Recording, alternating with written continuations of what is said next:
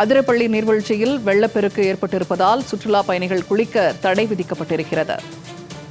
நீர்வீழ்ச்சியை காண சுற்றுலா பயணிகள் வருகை புரிய வேண்டாம் என வனத்துறை தரப்பில் எச்சரிக்கை விடுக்கப்பட்டிருக்கிறது. அது குறித்து தற்போதைய செய்தியாக நாம் பார்த்து வருகிறோம்.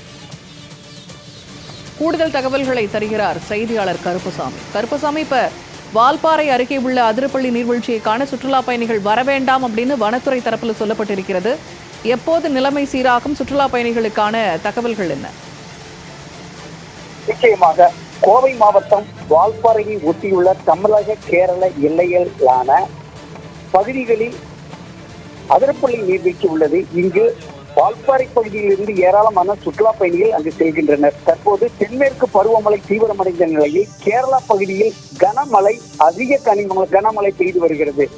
இதனால் சாலைகளில் மரங்கள் சாய்ந்து போக்குவரத்து துண்டிக்கப்பட்ட நிலையில் உள்ளது. இதனால் அப்பகுதிக்கு சுற்றுலா பயணிகள் வர வேண்டாம் எனவும் வனத்துறை எச்சரிக்கை செய்துள்ளது. இந்நிலையில் அங்கு சப்ரா ஃபால்ஸ் உள்ளது. அங்கு அதிக கனமழை பெய்து வெள்ளப்பெருக்கை காண்பதற்காகவே ஏராளமான சுற்றுலா பயணிகள் செல்கிறார்கள். தற்போது 6 மாவட்டங்களுக்கு ரெட் அலர்ட் விடப்பட்ட நிலையில் சுற்றுலா பயணிகள் அங்கு செல்ல வேண்டாம் என வனத்துறை எச்சரிக்கை செய்துள்ளது. மேலும் இன்றும் நாளையும் கேரளா மாநிலத்தில் கனமழை பெய்யும் என வானிலை ஆய்வு மையம் எச்சரிக்கை செய்யப்பட்டுள்ளதால் அங்கு சுற்றுலா பயணிகள் வர வேண்டாம் எனவும் அறிவுறுத்தப்பட்டுள்ளது.